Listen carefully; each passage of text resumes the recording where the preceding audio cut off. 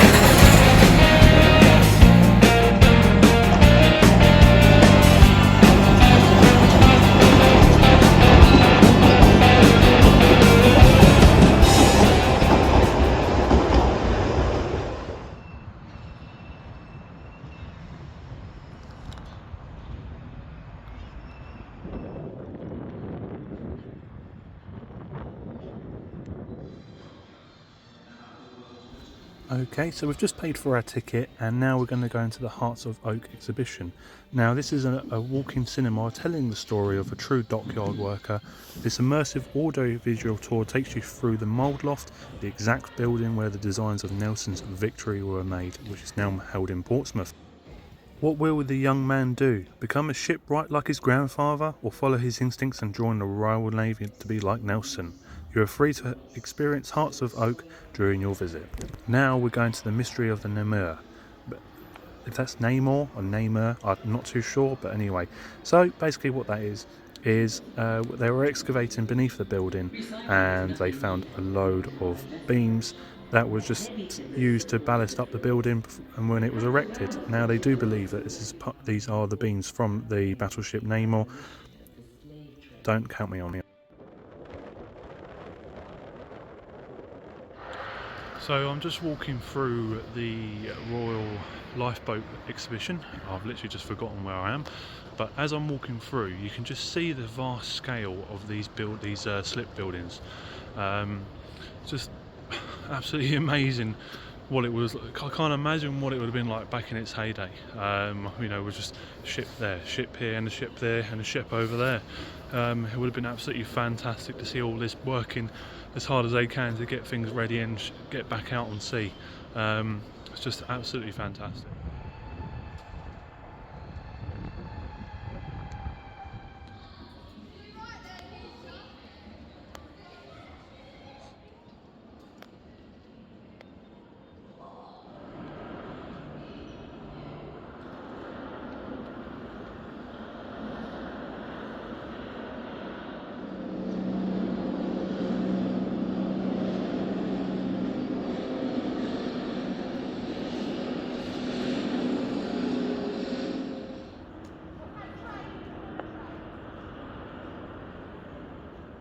So just currently in the heavy metal exhibition. What fantastic, like seeing all this heavy machinery. This is very much like the Royal Engineers Museum, which is just further up into Gillingham, which I'll link a video in my description. I can't imagine, obviously, with the spotlight being here, I can't imagine how many anti-aircraft guns were situated around the area protecting the dockyard from heavy attack in World War II. I can't imagine how frightening that must have been, especially with one of those sirens going off, warning of incoming attacks from the Germans.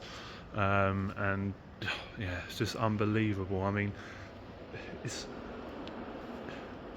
I would like to hit. Yeah, they do this in Ramsgate to commemorate the first, because I sort of jumping the gun there. Now, when World War II first started, that a lot of people tend to believe the bombings first started off in London. Now, actually, it first started off in Ramsgate, and to commemorate that first initial blitz, as they call it, they sound off the siren. I believe it's in August.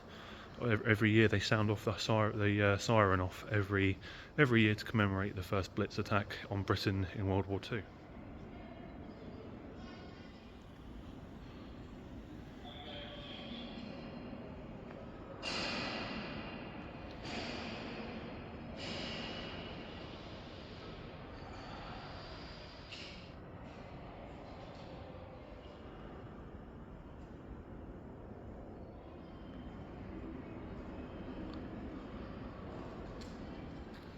So I was going to do a music video or film a TV series up in the mezzanine upstairs, but unfortunately it's closed today, so that'll be another time for a music video.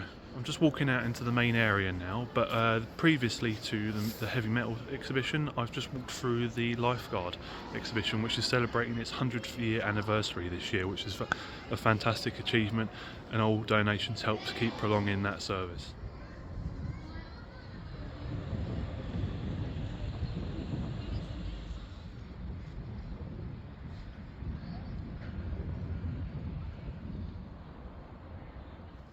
I've just got on HMS Gannet, and I've just remembered that people back in the day were a lot shorter than I am, so I'm having to bend everywhere apart from the beams here, because if I try and walk, yep, that happens.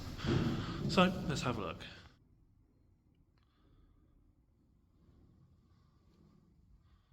Still bending over, but what it's basically telling you in HMS Gannet is how much shipbuilding completely changed as a result of using steel and rivets.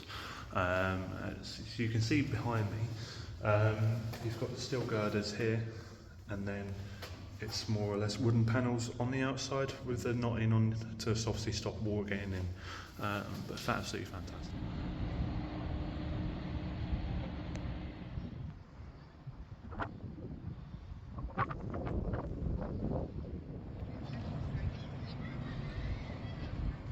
Sun keeps on getting in my eyes, but as you just saw there, it's called a Midwife Tour. So a lot of the show, as you see on BBC, I think it is filmed amongst Chatham Dockyards, and you can actually pay for a tour to show you all the sites and the filmings where they filmed all the scenes in the TV show. And I believe a new series is coming out very soon, so keep an eye out.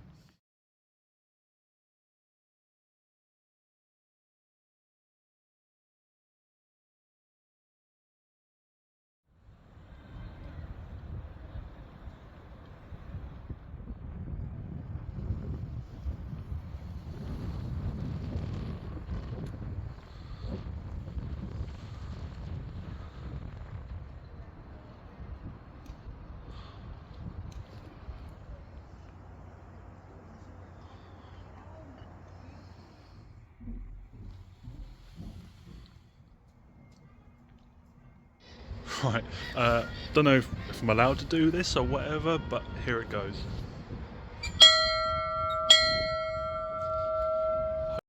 I'm not born from that period, this period of time, but that felt very nostalgic. Probably not best to do that if you're here, because they probably get hundreds of people every day doing that if they see that bell. And luckily, I've just tripped over. Some very cosy toilets back. Ooh, I can't reach. Obviously, because this was built as an emergency battleship in World War II, they obviously have a Morse code breaker machine in here. Very, very interesting. But the same rule applies.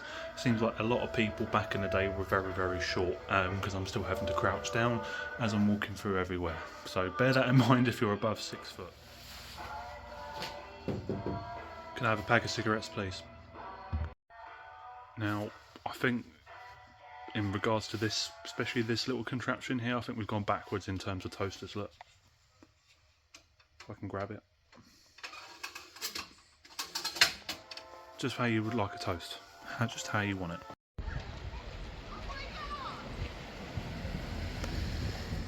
Okay, so it's roughly about lunchtime. I'm feeling hungry, but before I go and get something to eat, just thought I'd let you know.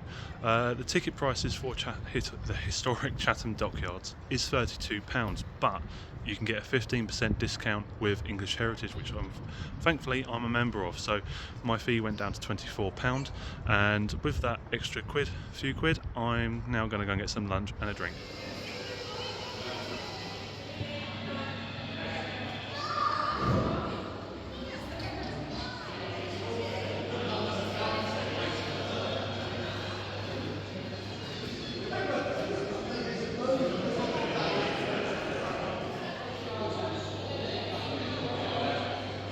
So I've just sat down before my panini and a can of Dr Pepper. What's the worst that can happen? There's Overlord.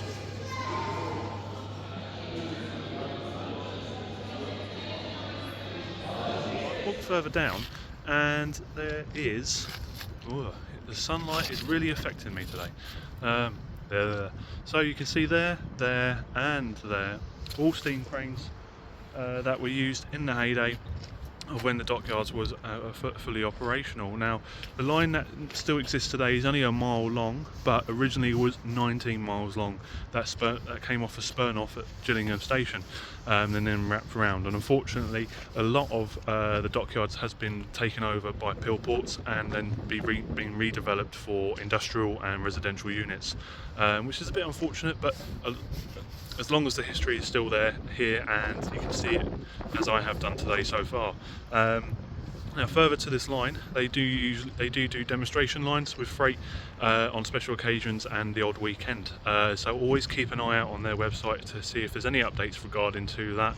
And then I believe, from what I've been told, both steam locos are, again, they are both off-site at the moment, currently under restoration or just being held somewhere until overhaul can be carried out.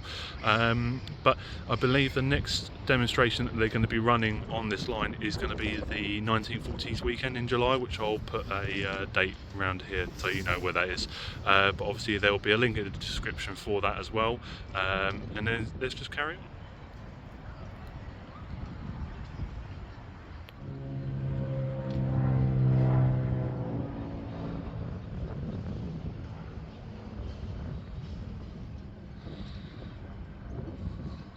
So now I'm just walking down to the Steam, Steel and Submarines exhibition, which is just next to this, and looking into it a little bit further, it does appear that not a lot of the buildings, but a few of the buildings are now currently rent out as commercial units, and the houses behind that building there you can still technically live in.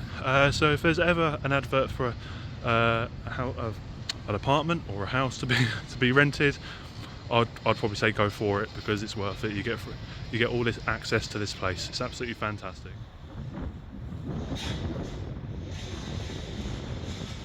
Unfortunately, didn't get to show you much as there was quite a few people in here, but basically this little exhibition is about the decline in Chatham Dockyards from the Second World War onwards, and it just shows you what happened, how they got to that conclusion, and then where it stands today. So unfortunately there's not much to show you, but just go and see for yourself. It's quite funny, I was always told that Ocelot was the last submarine built in Chatham, but it turns out the last one was actually in 1966, called Okanagan, for the Royal Canadian Navy.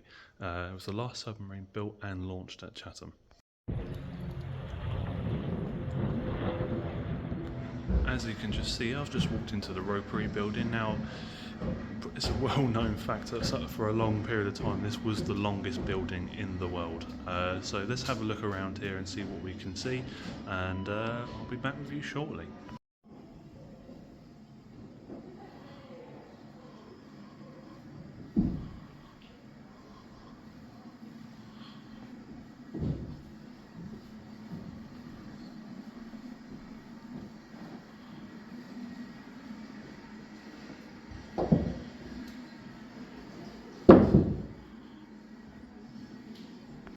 Well, that's a bit of a bugger. I was going to do cut. So I was going to do have a look at the rope demonstration, but unfortunately, again, that is closed today. Obviously, because it's such a light time of the year for the place to be open, obviously a lot of things won't be running as they would be in peak times. So that doesn't mean I'm not going to watch that. I will be coming back, because now I have my annual membership. I'll come back at another time and see what's going on. Like I said, as because it's as part of this place is still residential in the dockyards, you still get a letterbox, which I've literally just saw a postman come up and do a collection for the day. But further to that, just up here, I'll try and get you a clear shot, because there's lots of trees and blossom trees and stuff like that blocking my view.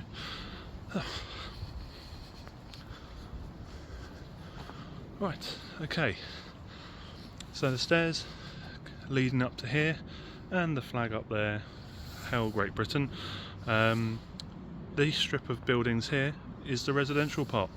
so it probably says that you're going to need a lot of money to be living there. So that's a future idea, and the sun is really bugging me today. This is the biggest plate bender I've ever seen. So unfortunately it has started raining, so I've gone back to the car just to do this little bit of info. So my ticket today cost £24.50. The reason for that is because I had a 15% discount with English Heritage, and I believe if you go on their website, there are plenty. There is a link on the website that will provide you with all the discounts for certain things such as disability, if you're HM services. Previously you've worked for the services, armed forces, and there's a numerous other ways that you can get a discount on now. With the full price for a ticket is £32, but that's just not £32 every time you come. Once you pay that £32, that gives you unlimited access from that starting date for a whole year, which means that includes all the events, well, most of the events that are held here throughout the year, such as the 1940s event, and there. So that's that part. Once you have paid for your ticket, you are then asked to go to a room where there are a bunch of tills with a couple of assistants there, and you will be asked if you would like to book an allocated time slot for a tour of HMS Ocelot, which is the submarine back there, and as well as that for a tour of the Ropery Building, which I personally think that's brilliant, because then it gives you time to walk around and allocate and plan your day out whilst you're here, and obviously fantastically also bearing in mind it's not free parking. You get your license plate will be scanned as you come up to the barriers. You then have to pay on exit of the site, so just bearing that in mind, it is not free parking here. And as well as that, it's just an absolute fantastic place. You've got the wagon shop, which is also a cafe, and also the restoration area for the locos on the standard gauge railway around Historic Dockyard. As whilst you're there as well, there is actually a kids play area. So now, bearing that in mind, if you do have that annual membership and your kids are below the age of 5, they are free entry. Yourself is basically unlimited entry, so you can take your kids here just to kill some time if you wish, if you was to be shopping at the Docklands, which is just across the road over there. So bear that in mind.